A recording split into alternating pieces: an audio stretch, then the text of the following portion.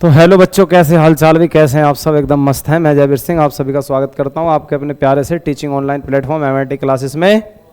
सभी बच्चों को वेरी गुड इवनिंग, सभी को नमस्कार। कक्षा 11 क्लास स्टार्ट करते हैं भी हम लोग। हम क्या पढ़ने वाले हैं? क्लास 11। ठीक है भाई।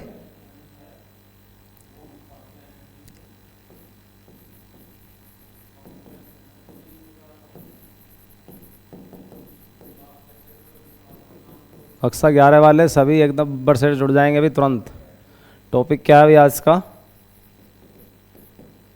2 दिन से क्लास भी नहीं लगी कक्षा 11 की, है ना। 2 दिन से क्लास नहीं हो पाई है। एक बिंदुगामी बलों का संतुलन।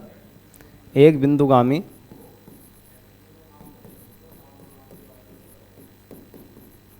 एक बिंदुगामी का मतलब संगामी। ब्रैकेट में लिख दें बेटा यहाँ।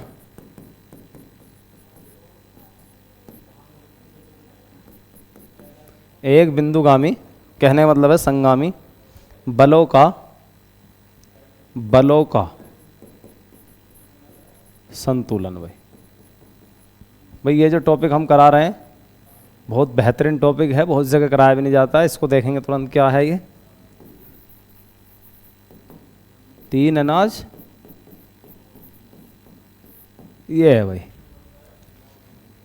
आज खत्म कर देते हैं इस टॉपिक को, है ना।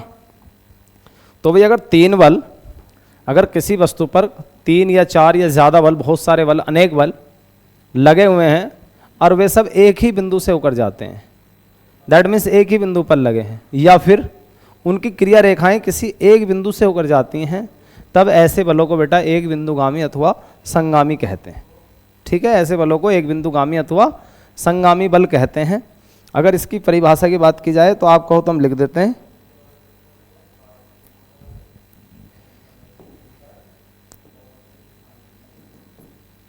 यदि किसी पिंड पर लगने वाले बहुत सारे लिखें, अनेक लिखें, अनेक बलों की क्रिया रेखा। आवाज़ क्लियर बेटा? आवाज़ क्लियर है? बताएंगे ज़रा एक बार कमेंट में। सब कक्षा 11 वाले बताएंगे। एक ही बिंदु से होकर जाए, एक ही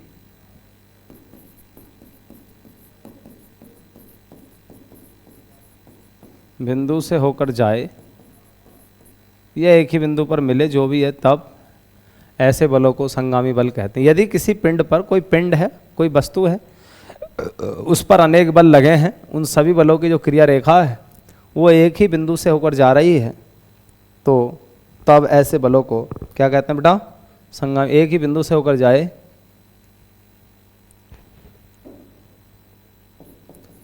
तब इन्हें क्या कहेंगे? यदि किसी पिंड पर लगने वाले अनेक बलों की क्रिया रेखा एक ही बिंदु से होकर जाए तब इन्हें संगामी बल कहते हैं। संगामी बल कहते हैं। तो भाई पहले तो ये समझ में आई कि संगामी बल क्या होते हैं ना। अब इनका संतुलन क्या होगा? संतुलन इनका किस तरीके से निकालेंगे? देखिए वीडियो रुक कैसे रही है, स्लो हो रही, देखो एक बार।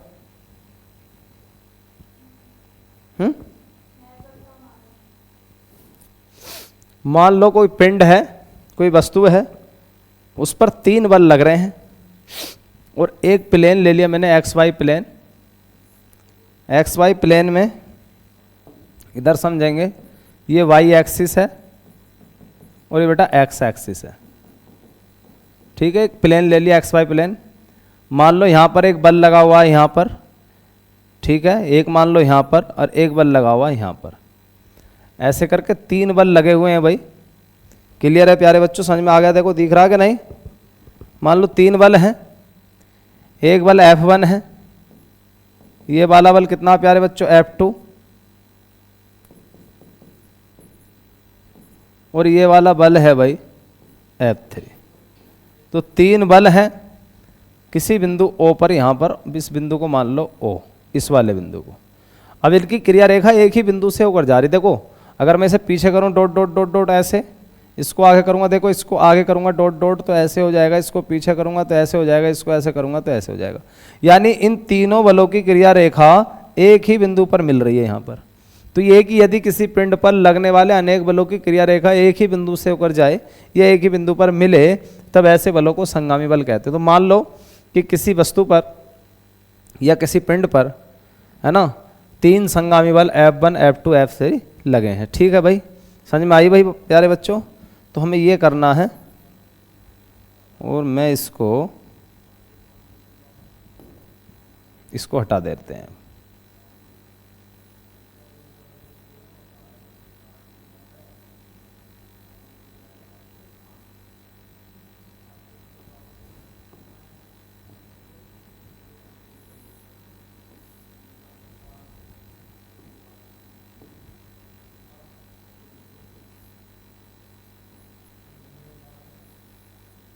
ये था भाई हमारा चित्र, है ना।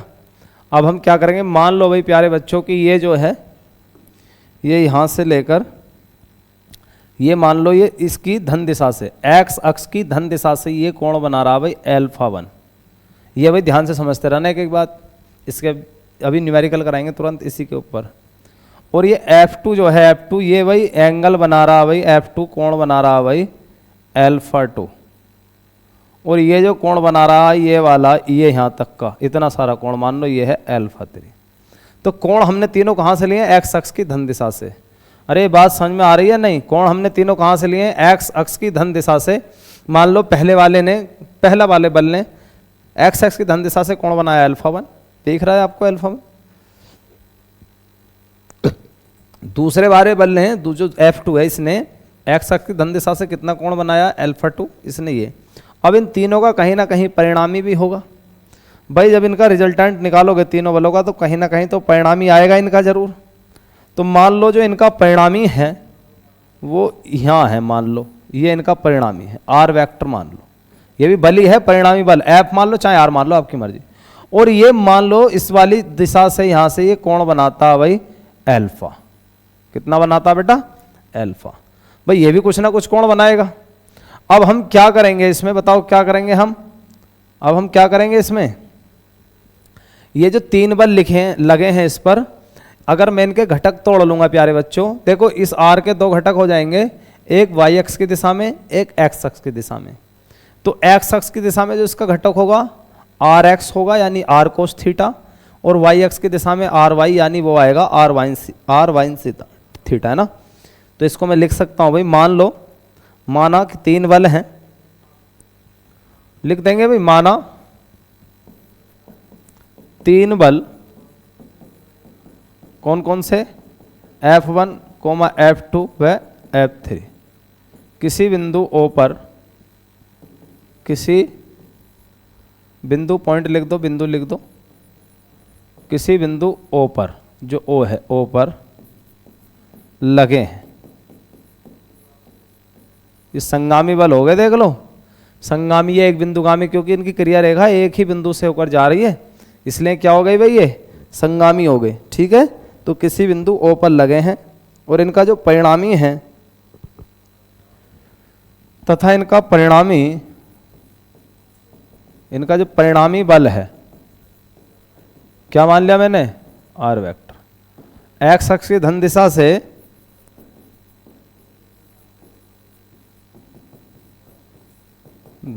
से कितना कोण बनाता प्यारे बच्चा, अल्फा कोण बनाता। धन दिशा से कितना,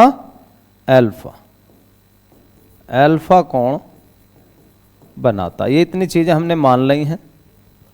और आप मानना चाहो तो यही मान सकते हो कि माना ये बल एक्स अक्ष के, लिखो माना, एक और बात लिख लो, माना बल F1, F2, F3, ये जो तीनों बल हैं एक्स अक्ष की धन दिशा से, एक्स अक्ष की धन दिशा से क्रमशः कितने कितने बेटा देखना, α1, α2 व α3 कोण बनाते हैं। अब जो इनका परिणामी बल है मैं इसको घटकों में तोड़ दूंगा। जो परिणामी बल है ना बेटा, परिणामी बल का एक्स अक्ष के अनुदिश घटक अब तो भी नेक्स्ट पेज पर ही लिख सकते हैं। तो एक्स अक्ष के अनुदिश घटक आएगा आर एक्स। चलें आगे नेक्स्ट पेज पर। नाउ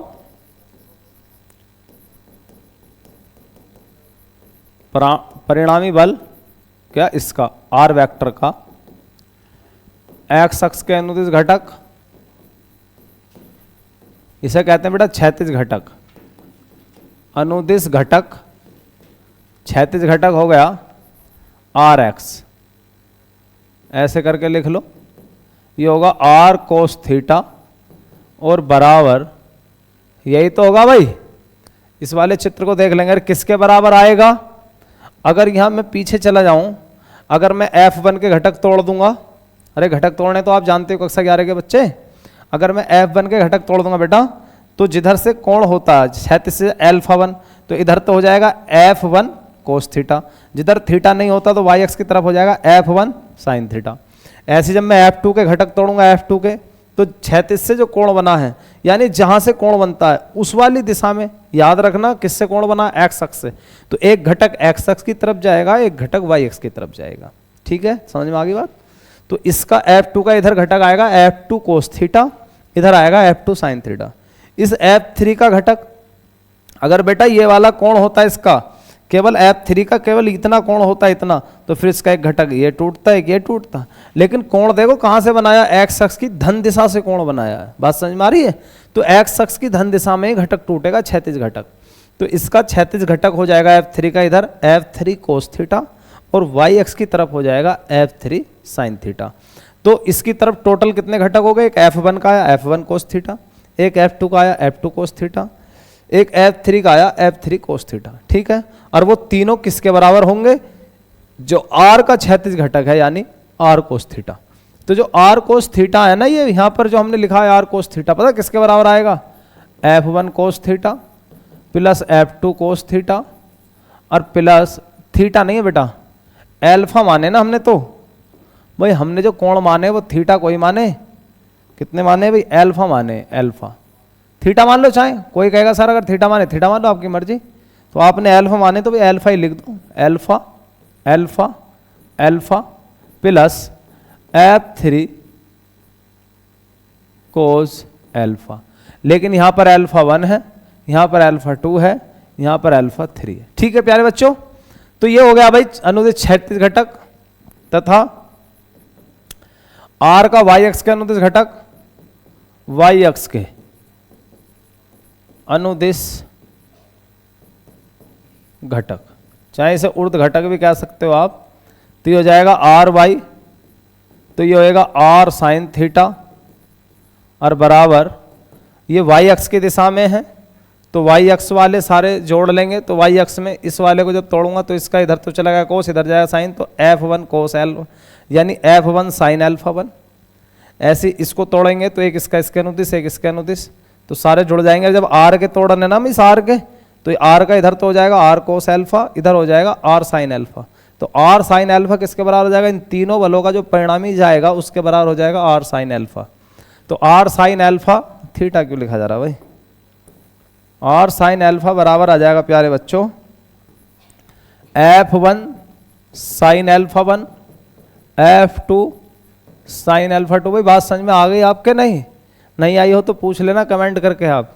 और यहां पर आएगा प्यारे बच्चों F3 साइन α3।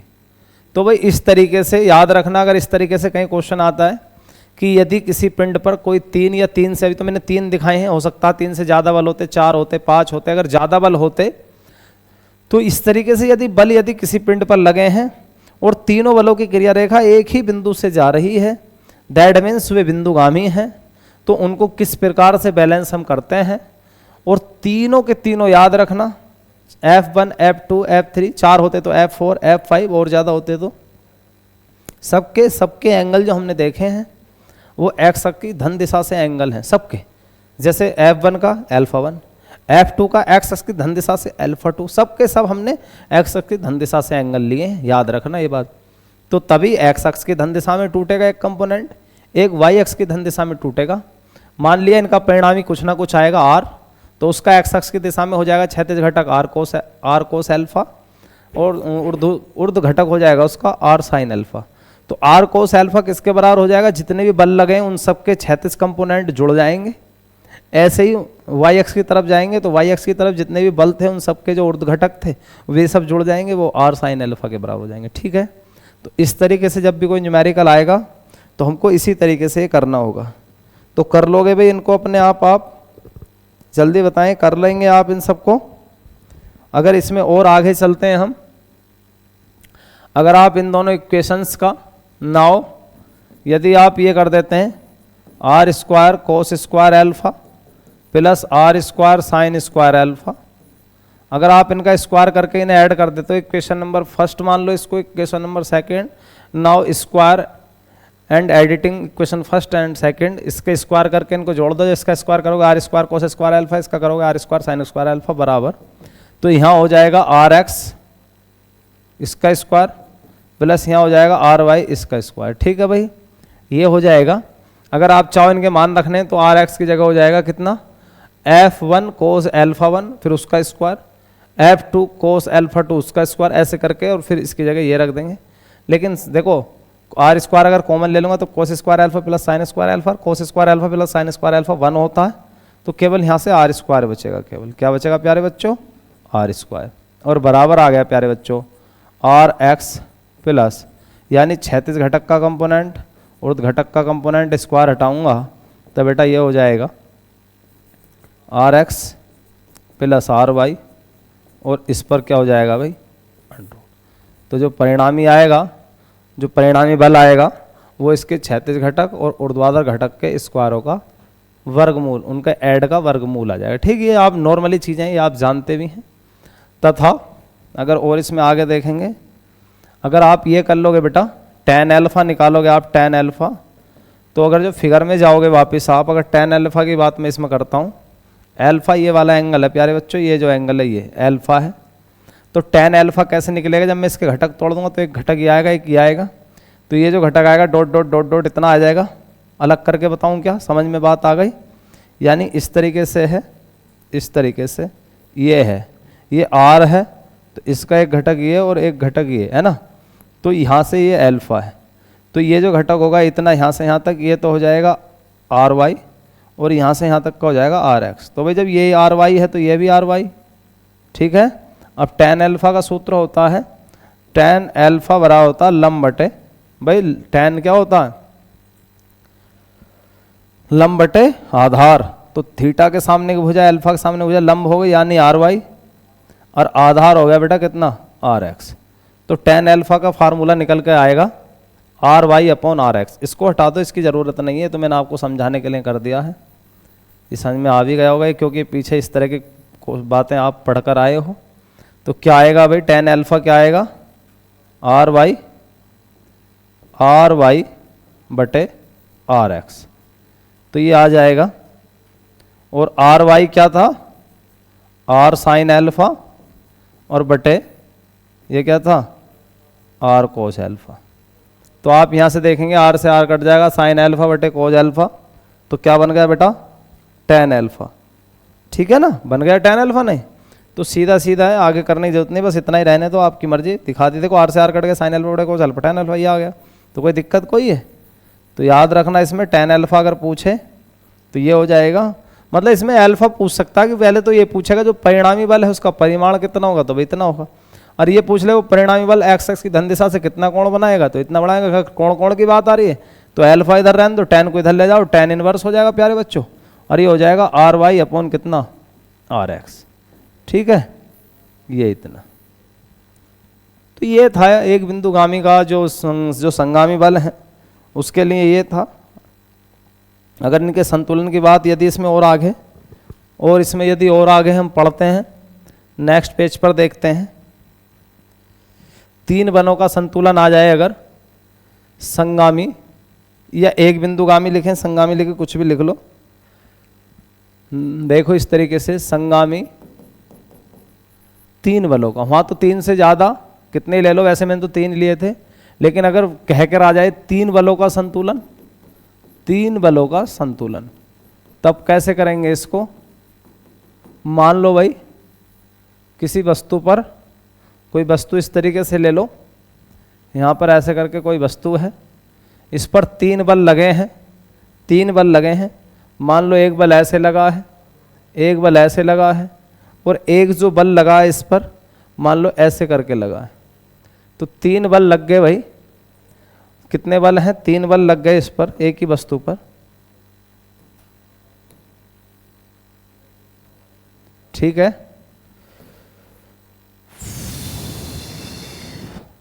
ये है भाई। मान लो किसी वस्तु पर ये जो लगा है यहाँ पर, ये पॉइंट ए मान लो आप, इसे पॉइंट बी मान लो, इसे पॉइंट सी मान लो कि ये पॉइंट ए पर लगा है, ये पॉइंट बी पर लगा है, और ये पॉइंट सी पर लगा है। एक बल ये है, एक बल ये है, एक बल ये है। मान लो ये F1 है, ये F2 है, और इसे मान लो बेटा कितना है, ये F3। ये कोई पिंड है या कोई वस्तु है। अब यदि मैंने पीछे करके डॉट डॉट हटाऊं आपको दिखाने के लिए, तो इस तरीके से डॉट डॉट डॉट डॉट, और इस तरीके से अगर इसको हम पीछे करेंगे डॉट डॉट डॉट डॉट, और इसको डॉट डॉट डॉट डॉट, तो कहीं ना कहीं ये एक बिंदु पर मिल रही हैं। यानी जो इनकी क्रिया रेखाएं हैं, जो इनकी क्रिया रेखाएं हैं वो एक बिंदु पर मिल रही हैं भाई। इनकी जो क्रिया रेखाएं हैं वो किसी एक बिंदु पर मिल जाती हैं। तो ये कैसे बल है, यहाँ से पता चल जा रही है कि ये कैसे बल है भाई। ये कैसे बल है प्यारे बच्चों? ये एक बिंदुगामी बल है, एक बिंदुगामी बल है भाई।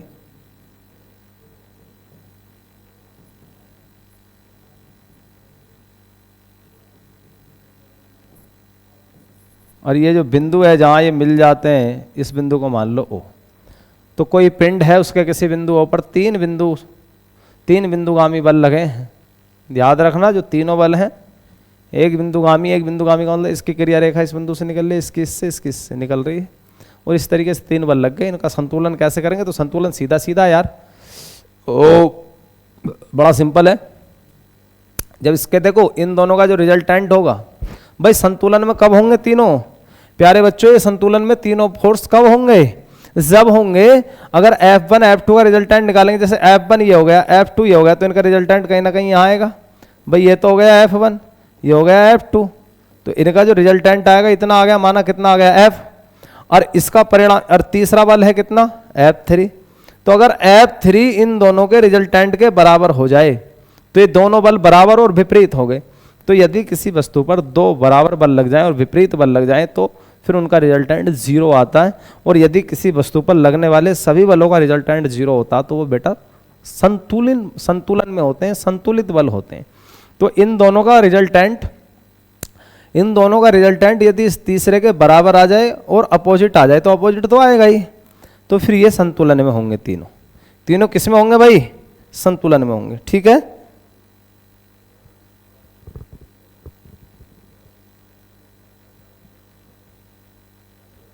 और याद रखना अगर तीनों बल यदि संतुलन में हैं, यदि F1 F2 F3 जो किसी वस्तु पर लगे हैं, यदि ये तीनों संतुलन में हैं तो ये एक ही, इनकी क्रिया रेखा एक ही बिंदु से होकर जाएगी। याद रखना अगर किसी वस्तु पर लगने वाले 3 बल यदि संतुलन में हैं तो उनकी क्रिया रेखा एक ही बिंदु से होकर जाएगी। या ये कहें कि अगर तीनों बलों की क्रिया रेखा एक ही बिंदु से होकर जाती है, दैट मीन्स तीनों बल एक बिंदुगामी है यानी संगामी हैं, तो उनका जो रिजल्टेंट आएगा वो भी उसी बिंदु से होकर जाएगा। ये बात याद रह जाएगी आपके। लिखें कि अगर तीनों बल एक बिंदुगामी है तो इनका रिजल्टेंट भी उसी बिंदु से होकर जाएगा। और यदि हम ये कहें कि अगर किसी पिंड पर लगे तीनों बल संतुलन में हैं तो वो तीनों बल अवश्य ही एक बिंदुगामी होंगे, एक बिंदुगामी होंगे। इस बात को लिखें या ऐसी बात बन जाएगी, बता दो।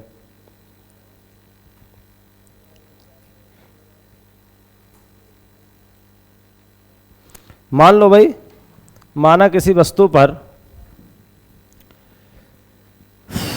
माना पिंड लिखे वस्तु, माना किसी वस्तु पर पिंड लिख दो, माना किसी पिंड पर, माना किसी वस्तु पर, आपकी मर्जी, आप कुछ भी लिख सकते हो। क्या लिखा कि माना किसी वस्तु पर कितने बल हैं भाई? माना किसी वस्तु पर क्या लिखें बताओ? 3 बल। माना किसी वस्तु पर 3 बल F1, F2 व F3। क्रमशः बिंदु ए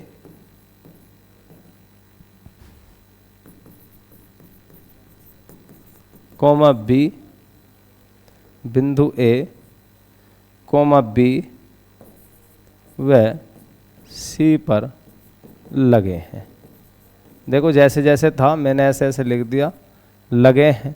और इनकी जो क्रिया रेखाएं हैं, जो इनकी क्रिया रेखाएं हैं वो सब की सब कैसी हैं भाई, एक बिंदु पर लगे हैं और लगने के बाद क्या हुआ,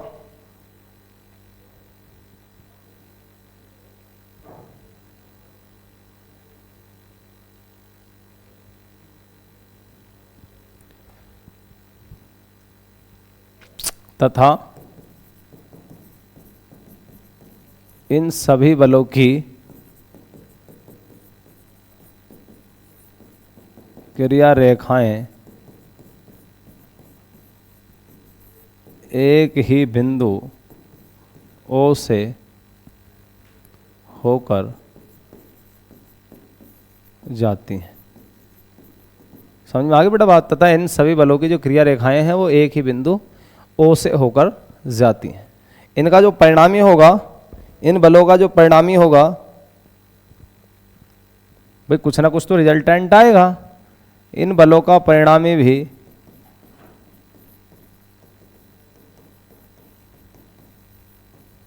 कहां से होकर जाएगा, इन बलों का परिणामी भी कहां से होकर जाएगा, कहां से होकर जाएगा, इस बिंदु से। कौन सा बिंदु है ये, ओ। इन बलों का परिणामी भी क्या लिखते हैं, बिंदु ओ से होकर जाएगा, बिंदु ओ से होकर जाएगा। ठीक है भाई, बिंदु ओ से होकर जाएगा। अब आप क्या कर सकते हो, अगर इसका देखो इसे इस तरीके से भी आप बना सकते हो। ये हटा दें भाई, इसकी तो ज़रूरत है नहीं है अब। अच्छा, पीछे आपने त्रिभुज विधि से वेक्टर को जोड़ना घटाना पढ़ा था, याद आ गया हो, भूले ना हो। अगर आप भूले तो नहीं हो, ये देखेंगे इधर, अगर ना भूले हो तब। मान लो ऐसे कर लेते थे, पहले खींच लिया हमने फोर्स ये वाला, कौन सा, F1, और F2 यहाँ से चालू कर दिया इसकी पूंछ से, है ना, याद है आपको, ध्यान है आपको। अब वेक्टर v की पूंछ पकड़ेंगे, इसके शीर्ष से चालू कर देंगे, कितना सीधा ना होकर ऐसे करके देखो। और इनका जो परिणामी होता था, याद आ रहा आपको, ये हो गया F1 वेक्टर, ये हो गया F2 वेक्टर। तो इनका जो परिणामी होता था वो यहां से ऐसे खींच देते, लेकिन तीसरा वेक्टर अपोजिट है, ऐसे है। यानी तीसरा वेक्टर देखो ऐसे है बेटा,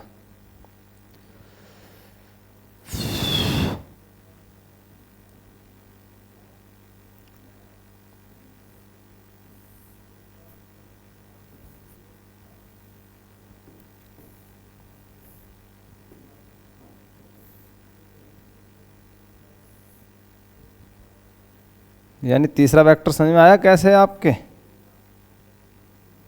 जैसे जैसे था ऐसे ऐसे मैंने इसको कर लिया, ये है ठीक, ऐसे करके बेटा, ऐसे करके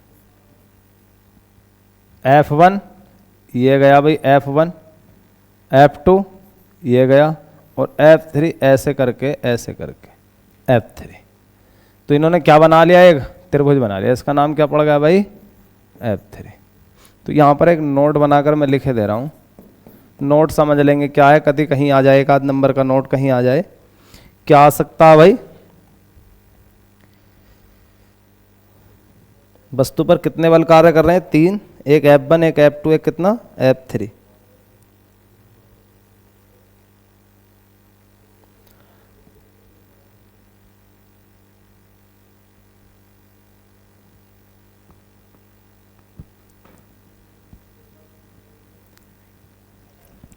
यदि वस्तु, अभी रुको एक मिनट, यदि वस्तु,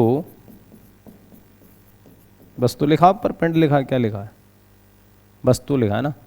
यदि वस्तु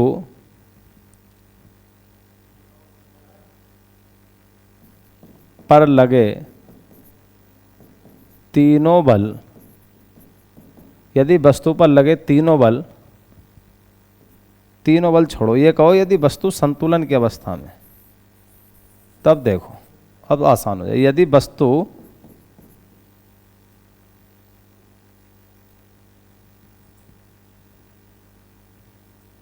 संतुलन, संतुलन की अवस्था में है। देखो प्यारे बच्चों, यदि वस्तु संतुलन की अवस्था में है तो यह जरूरी है कि तब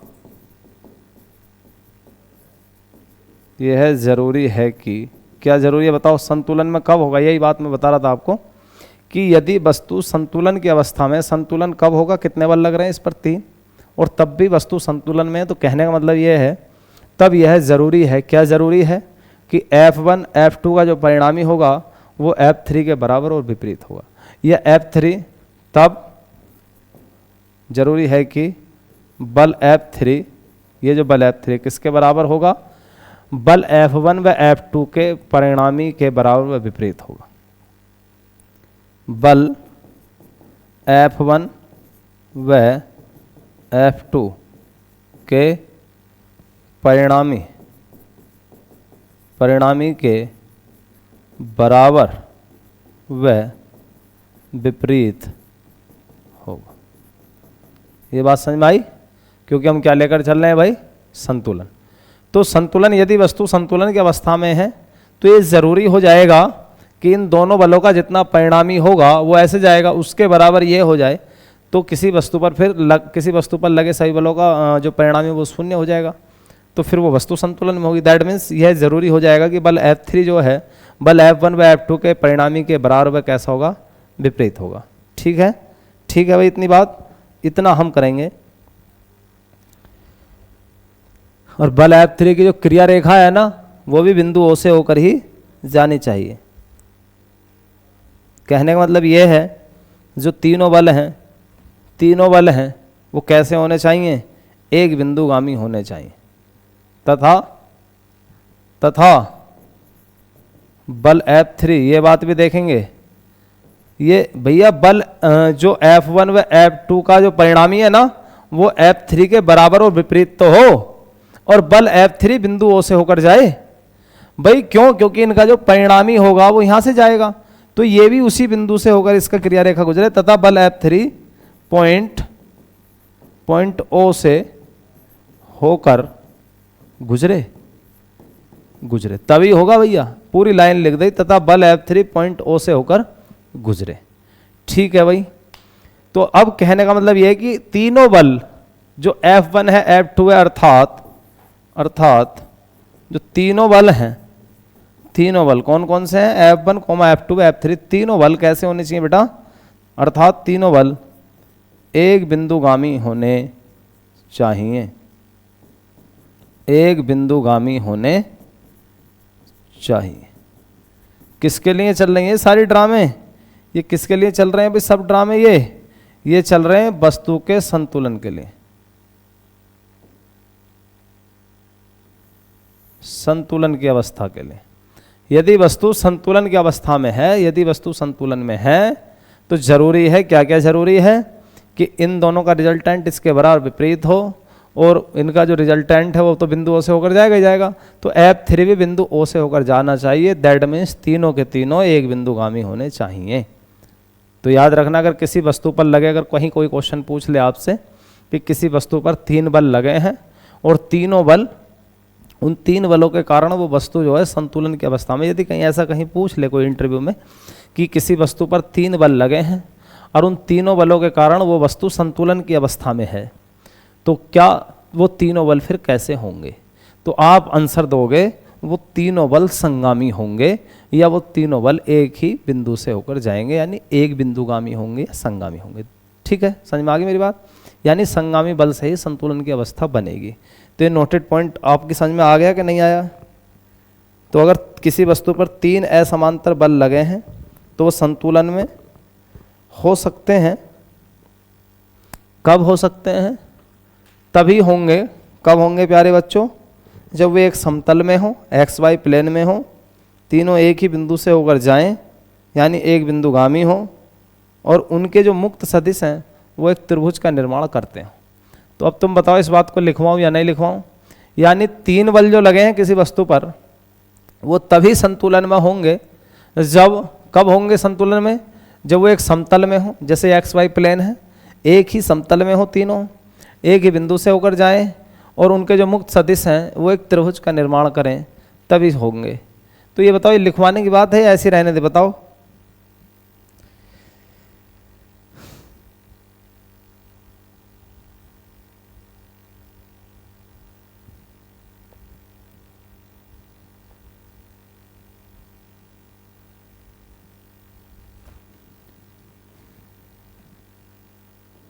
नेक्स्ट पॉइंट लिखेंगे, नोट करके लिखेंगे भाई कि यदि F1, F2 व F3 ये तीनों जो बल हैं, यदि F1, F2 व F3 संतुलन में है, यानी किसी वस्तु पर ये तीन बल लगे हैं, एक बिंदुगामी है,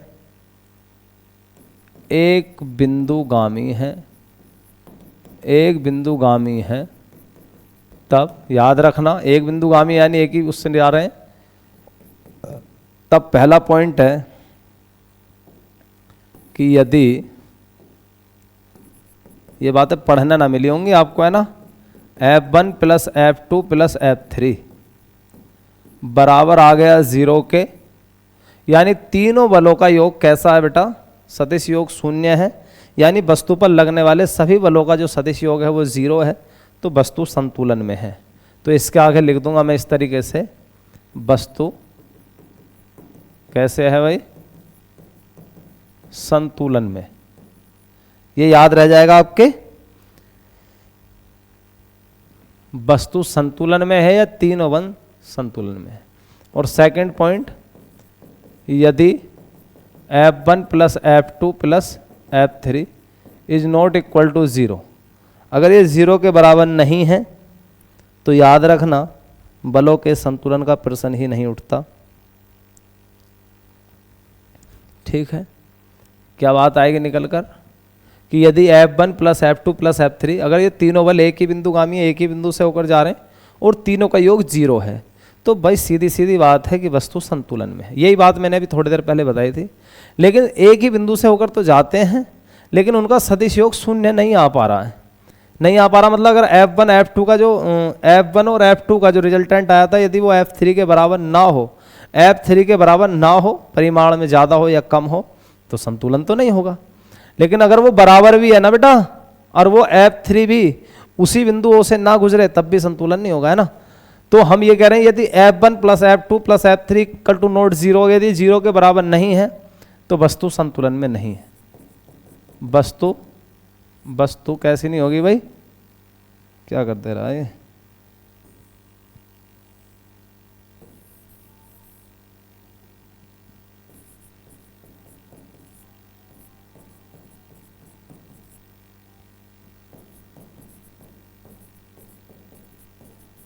नहीं है। एक नोट पॉइंट हो गया। अगर अगले नोट पॉइंट की बात की जाएगी, मतलब अगला नोट पॉइंट मैं ये बता रहा हूं आपको, यदि जो तीन बल हैं अगर एक बिंदुगामी नहीं है, एक बिंदुगामी नहीं मतलब F1 F2 तो एक बिंदु से जा रहे हैं, लेकिन तीसरा बल उसी बिंदु से होकर नहीं जा रहा, जैसे अभी पिछले में ये दिखाया गया, एक बल ये चला गया, एक ये चला गया, ये दोनों तो एक ही बिंदु जा रहे हैं, देखो इसकी क्रिया रेखा ये होगी, एक ही बिंदु पे मिले यहाँ पर ऊपर, लेकिन तीसरा बल अब तक तो मैंने यहाँ दिखा दिया था, अगर ऐसे ना होकर तीसरा बल प्यारे बच्चों अगर ऐसे ना होकर और तीसरा बल इस तरीके से लग रहा हो, किस तरीके से लगता हो भाई तीसरा बल, इस तरीके से, तो इसकी क्रिया रेखा तो भाई ये हो जाएगी। और ये देखो अगर मैं इसे पीछे हटाऊंगा ये, इसे करूंगा ये, तो एक बिंदु पर नहीं हो रहे, अब एक बिंदुगामी नहीं है ये, एक बिंदुगामी तो जब होते जब ये ऐसे लग जाता है ये वाला। तो अगर ये तीनों बल एक बिंदुगामी नहीं है, जब तीनों बल एक बिंदुगामी नहीं है तो फिर क्या होगा भाई, वस्तु संतुलन में तो होगी नहीं होगी, लेकिन फिर क्या होगा, जैसे ये है, ये मेरे पास है और इस पर एक बल ऊपर को लग जाए, इतना नीचे को लग जाए, तो दोनों बल बराबर है और विपरीत है, एक ही उनकी क्रिया रेखा यानी एक ही बिंदुगामी है, तो वस्तु संतुलित है। लेकिन एक बल ऊपर को ज़्यादा नीचे को कम है, तो फिर नीचे की तरफ, ऊपर को ज़्यादा तो ऊपर की तरफ चल देगी वस्तु, यानी अब संतुलन में नहीं है, ऊपर की तरफ जाना शुरू कर दिया।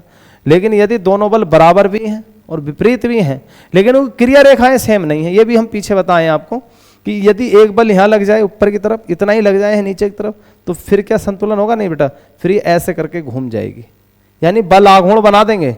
यदि दो बल बराबर हैं, विपरीत है, उनकी क्रिया रेखा एक ही है, तो फिर वो हो गए बैलेंस, संतुलित हो गए।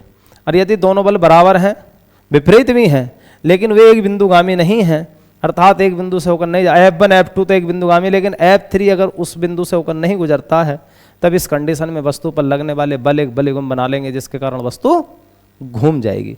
तो इस नोट को लिखवाएं कि यदि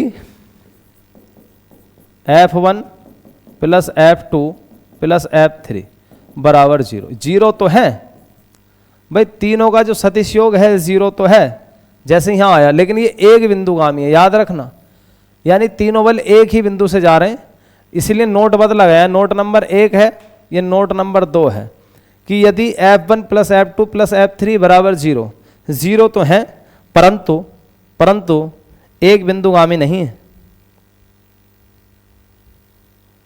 इसके आगे को लिख दो, बट ये सभी बल कौन से, F1 F2 F3 एक बिंदुगामी नहीं है, एक बिंदुगामी नहीं है, एक बिंदु से होकर नहीं जा रहे हैं, एक बिंदुगामी नहीं है। तो क्या होगा बेटा, जब एक बिंदुगामी नहीं होंगे, एक बिंदुगामी नहीं है, तब ये बल आघूर्ण बना देंगे। जैसे इस पर लगा दे एक बल यहाँ को, एक यहाँ को, बराबर है, विपरीत है, लेकिन एक बिंदुगामी नहीं है। तब क्या होगा बेटा बताएं, ऐसी दशा में या इस कंडीशन में ये बलयुग्म की रचना करेंगे, तब इस दशा में, दशा मतलब इस कंडीशन में ये बल क्या करेंगे, एक बलयुग्म बना लेंगे। बलयुग्म मतलब बल का जोड़ा, एक बलयुग्म बनाएंगे जो कि ये बलयुग्म क्या काम करेगा, वस्तु को घुमा देगा, जो कि वस्तु को घुमाने का प्रयास करेगा, जो कि वस्तु को घुमाने का प्रयास करेगा, तो प्रयास करेगा। तो भाई ये कैसे लगी है, जितनी सारी बातें लिखवाई हैं, इतने इंपॉर्टेंट नोटेड, ये यार आपने पढ़ेगा ही आज से पहले, बताएं, मुझे तो लगता नहीं ये पढ़े होंगे भाई, हैं? और क्या, बड़ा इंपॉर्टेंट था ये टॉपिक भी, और इस पर रिलेटेड न्यूमेरिकल कैसे आते हैं, तो कुछ बच्चों को इंतज़ार होगा कि सर इस पर रिलेटेड न्यूमेरिकल किस तरीके के होते हैं, वो भी हमें बता दें सर। लामी का फिर में पढ़ा बेटा आपने?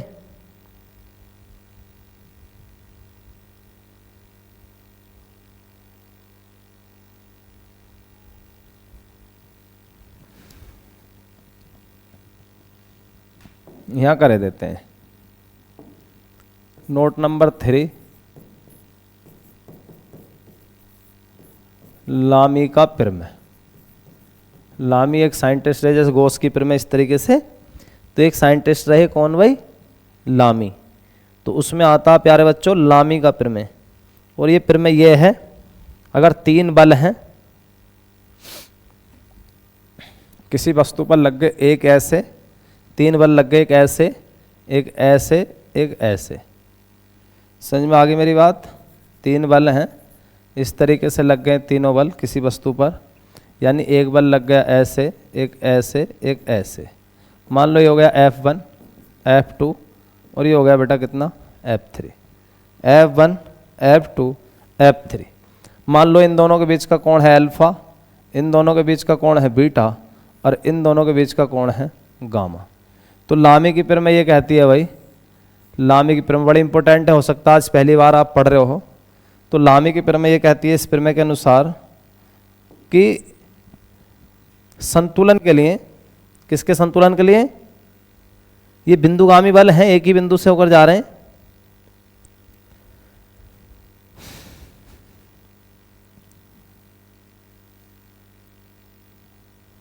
क्या लिखूं यार, चलो यहां लिख दे रहा हूं, एक बिंदुगामी बलों के संतुलन के लिए, संतुलन की अवस्था में एक बिंदुगामी, देखो ये भी इसी बिंदु पर आकर, ये भी इस पर और ये इस पर, ठीक है। तो एक बिंदुगामी है तीनों, एक बिंदुगामी बलों के संतुलन की अवस्था में। तो संतुलन की अवस्था में क्या होता है ये हम देखेंगे, संतुलन की अवस्था में क्या होता है प्यारे बच्चों, ये देखेंगे जरा। देखो भी संतुलन की अवस्था में ये होता है, अगर मैं करूं F1 तो F1 अपॉन, अगर हम F1 लेंगे तो F1 अपॉन F1 को छोड़ दो, बाकी जो दो बचे F2 और F3 के बीच कोण कितना है अल्फा 1 अल्फा, तो आएगा साइन अल्फा बराबर F2 अपॉन, अब F2 को छोड़ दो तो कौन कौन से बचे, एक F1 एक F3, तो इनके बीच बेटा कोण कितना है बीटा, तो यहाँ आएगा साइन बीटा और बराबर, ये कहाँ पढ़े आपने, पढ़िएगा यहाँ से पहले लामी की पिर में। और अब मैं लूँगा F3, तो F3 बटे F3 को छोड़ दो, कहाँ एरिया, तो इन दो बचे F1 F2, इन दोनों के बीच कोण है गामा, तो आ गया साइन गामा। ये लामी का पिर में है भाई। आज की जो क्लास थी बड़ी इंपॉर्टेंट थी, बहुत एक्स्ट्रा कुछ सीखा होगा आपने। और इस क्लास को यार जनरली मेरे हिसाब से मुझे नहीं लगता कि क्लास में ही कराई जाती है ना, छुड़वा देते हैं इसको, ये जो इतना सारा टॉपिक था इसको छोड़ देते हैं। तो ये क्लास रही आज की। अब मैं एक क्वेश्चन लिख रहा हूँ न्यूमेरिकल,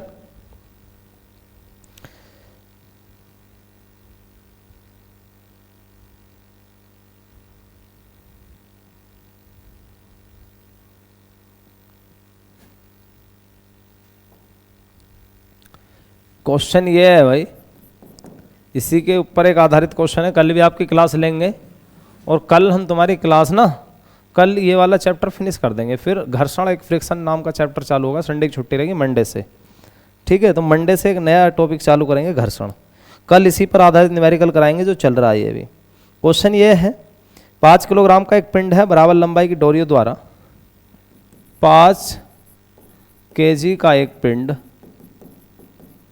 बराबर लंबाई की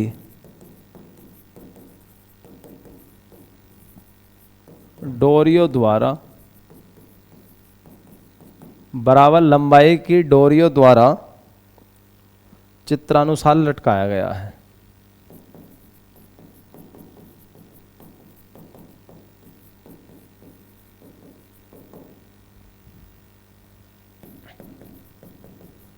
लटकाया गया, ठीक है प्यारे बच्चों। तो यदि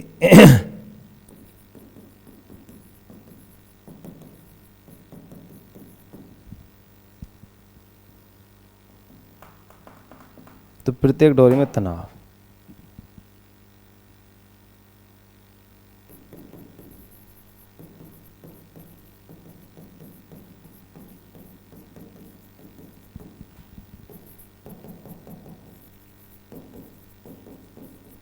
आपको तनाव निकालना है।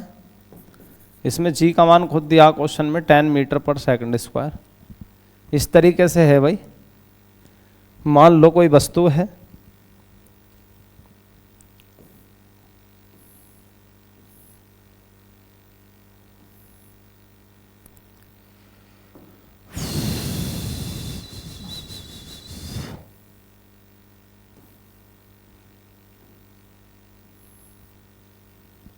ये कोई वस्तु है इस तरीके से, ऐसे करके, ठीक है। इसको लटका दिया, 3 डोरी थी ये, इस तरीके से लटका दिया। इनके नाम भी रख लिए गए भाई, ABC, इनके नाम रख लिए गए A, B और C, और ये बराबर भी हैं, जितना ये है इतना, मतलब इस तरीके से। और 5 किलोग्राम इसका द्रव्यमान कितना है 5 kg। तो उसने डोरियों में तनाव पूछा है, ठीक है। ये क्वेश्चन आपका कंप्लीट हो गया। AB, जितनी AB है इतनी BC है, इतनी AC है, यानी तीनों ये तीनों बराबर हैं। और इस तरीके से ये कह रहा है 5 किलोग्राम का एक पिंड है, बराबर लंबाई की डोरी द्वारा चित्रानुसार लटकाया गया है। तो भाई 3 डोरी थी, लटका दिया इसने चित्रानुसार। प्रत्येक डोरी में आपको तनाव निकालना है, ठीक है। और डोरियों की लंबाई कैसी है, भी बराबर है, तो आप निकाल लोगे भाई।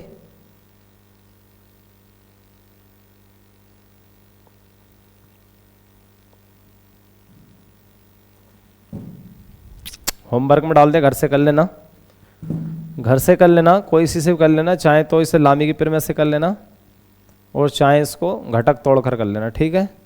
तो इसका जो सॉल्यूशन है, इस तरीके के क्वेश्चन 3-4 और करा देंगे कल, बाकी आप कर लेना। आज की क्लास को यहीं ऑफ करते हैं, ठीक है प्यारे बच्चों।